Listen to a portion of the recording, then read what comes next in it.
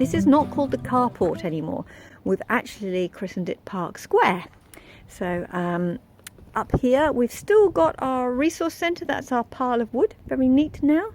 Oh, and you can see that the grape has gone great guns. Look at that. That's one summer. That's growth in 1 year. So it did really, really well. So that one's done really well. The one at the other end, not so good. But, you know. And I don't even remember the last video, the banana, that now is the banana. So it is huge. So we've just, this is some resources that I've got. I've got a pile of mulch type stuff. The grass and hedge clippings come from the neighbours. So, excuse me. So they give us all our grass clippings now, and I use them to mulch.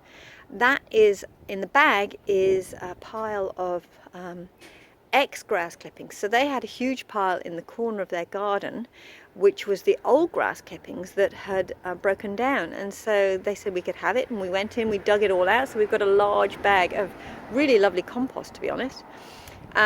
Those are my potato buckets ready to go. I've got the potatoes chitting in the conservatory now.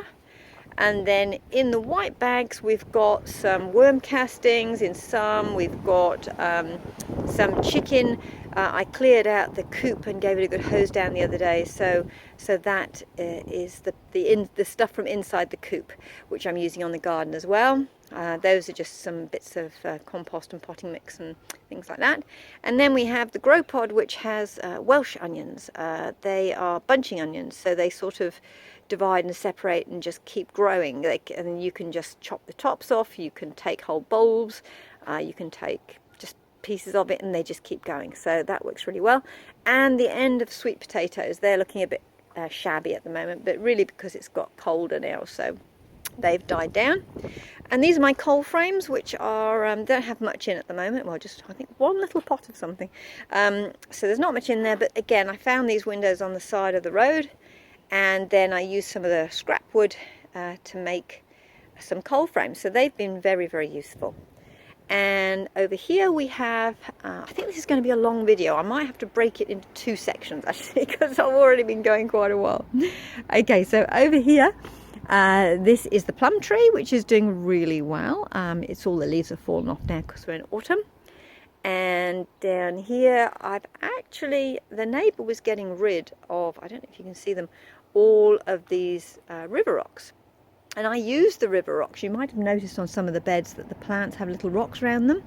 And that's because it stops the birds kicking up the seedlings looking for worms and pulling them out. So I was using these rocks, and I just had a pile of them on Park Square just here. There was a huge pile of stones, and she wanted to get rid of some more. So basically I thought, why not hide them in plain sight? So I've made a dry riverbed through what I laughingly call the food forest. And they also were getting rid of a sleeper, so we've cut up the sleeper, if you can see that, and made little steps down.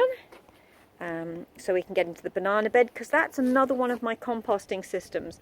The banana bed is where I chop up rose clippings, anything spiky, anything that I don't want to put in the chicken run, basically, because obviously I don't want anything to hurt them, and the banana loves organic matter. So we've actually I think that there, if you can see it, we've got a sweet potato trying its luck. So we'll see how far that gets. Not very far, I don't think, but it's got bits of old straw from their nest boxes and all sorts of bits and pieces I put there. This is an elderberry, and we got a really good harvest off it, so I was so pleased with it last year. And all the leaves will drop off that because it's deciduous, and I'll give it a good trim because it needs a proper tie back and a bit of a trim. And then behind that, we do actually have a passion fruit that survived. It was touch and go getting it out of the ground. This area, the food forest, is just hammered with snails. It's just a massive snail. The garden next door has a lot of overgrown garden, and the snails just come out of there and love it. So anything that's in here has to survive the snails. So I've put in some lemongrass, I've put in some French sorrel, some rhubarb, comfrey, there's some landcress there. At the end, those are things that didn't survive in other parts of the garden, which I'm giving them a last chance, but I think they're probably not doing very well. They're probably dead, actually. They'll come out soon. So this is my food forest, and it's a bit scruffy, but I think that's how food forests are meant to be. Anyway, so this is Park Square. Let's go and have a look at the rest of the garden. Okay, so around here, down the little steps. Now you can see the rosemary, which all came from cuttings just that my daughters took from around the neighbourhood. That has just been beautiful. I had to give it a good chop the other day because it is so rampant. It loves it in this position, and it just scrambles. The bees love it. They're all over it, and it scrambles and gives us greenery all year round, which is lovely. So down here we've got the an olive there, which is will go onto Park Square in a bigger pot when we've got that sorted. But at the moment it's still sort of a resource centre. I've got strawberries, strawberries in pots. Oh, and that's where my bicycle sits at the moment because it won't fit in the shed. And down here, that's that little baby bougainvillea, which has now grown onto the fence and is a lovely purple colour. And around here we have geraniums. Again, geraniums are one of the things that slugs and snails don't eat, so that's why it's here. And also there's a little bit of rosemary down there. Again, the slugs and snails don't eat that. We've got, that's a lime tree which is doing quite nicely. That was a gift, and tiny little thing it came. It's got flowers on it as well, which is, oh look, flowers on it, so that's really lovely, a new growth. Then this is the tangerine, the original tangerine that was up the side of the old carport. So there's a couple of fruit on that, and then that's the old orange again that was up beside the carport. This is, I don't know if you can see this structure here, we call this Big Ben.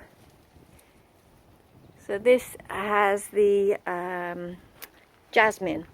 I originally was trying to climb it up that post, but it didn't want to go. So of course, as soon as I made a new structure, what is it doing? It's climbing up the post. So yeah, it would do.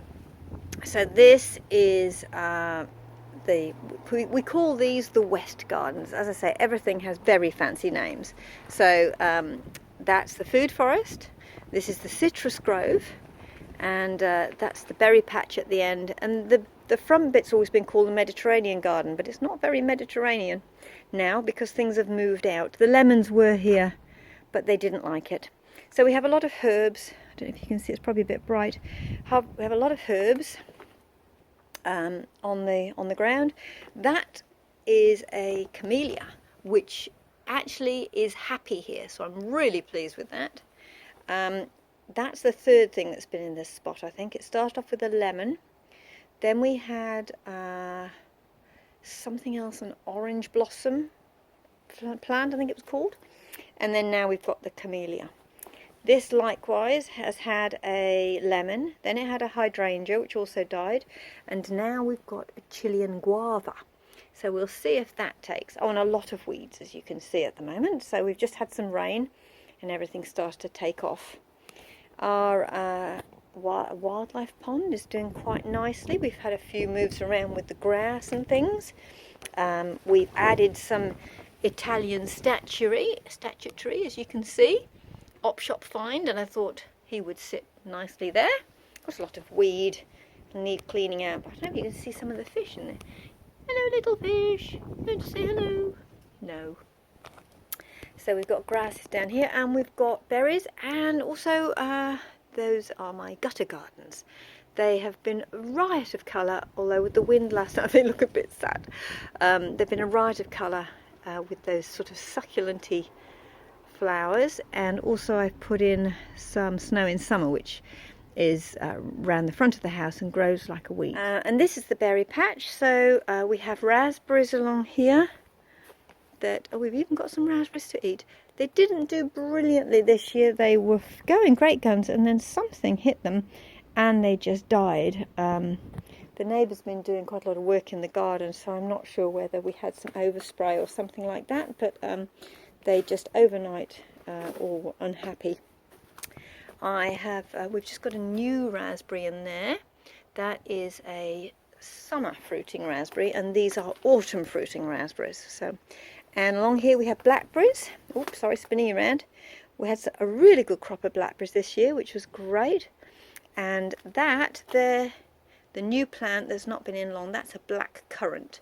It's got new buds and everything on it. So yeah, hopefully that will be happy living there. We did have red currants and they didn't do anything. They struggled along, didn't do anything. This is there, that is actually a gooseberry, but as you can see it's autumn, it's lost all its leaves now. But we have had berries off that, so I don't suppose it's going to be amazing, but it's holding its own. At least it's fruiting. The red currants didn't fruit at all. So, and then of course we have our wildlife, our meadowlet at the end, which is just left scruffy for the wildlife really. So in the bottom there we have a pot that has an orange berry in the top, and then that's a dwarf feijoa. I don't know if you can see it properly because of the sun. No, not any better. Dwarf feijoa and an orange berry. We have a stick pile for the bugs, and that's a wetter condo, and I'd like to put some bug hotels along the back as well. And these are the very tiny swan plants which I put in ages ago, and they are growing. They've grown a lot. So yeah, that's pretty much the garden, I think.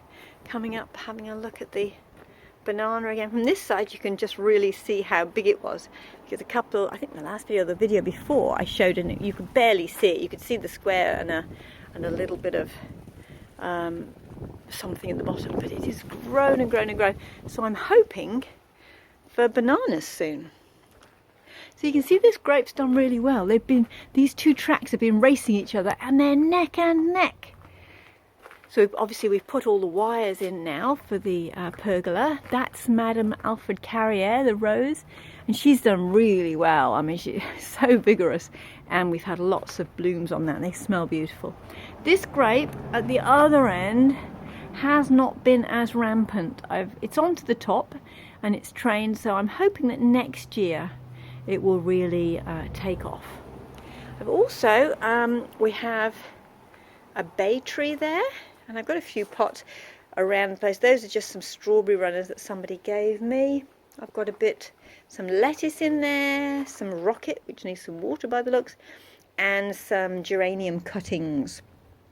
Now I did have all my tender plants out here in this corner, but it's got a bit cold at night now, so if I spin you around, it's now in my indoor garden, in the conservatory. So these plants here, this is a coffee plant, and this is a ginger, and that's turmeric down there. And so what will happen with the ginger and turmeric is they die off over the winter, and then we take the tubers out, and then I replant, and then they come again the next year.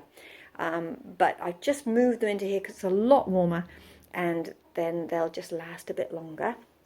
I've got some seedlings. This is generally where I start off all my seedlings. So I've got some violet cauliflower, some broccoli, some spinach, and that there in the orange pot, that is a what's it called, a snail vine. So I want a snail vine to climb over the chicken coop, which I think would look rather lovely. So I've started it off. I started up a whole bunch of seeds, and none of them took apart from that one. So I'm fingers crossed it's going to survive. So in here we have harvest baskets and gardening books and all sorts of random things. I did have tomatoes growing in here and some other bits and pieces, but now there's just a few pansies in the bottom. I must clear this all out actually and get ready for winter. But you can see all the pumpkins there sitting in the sun. Oh, that's at the top there. I don't know if you can see. That's the dried loofah. I'll see if I can pick it up.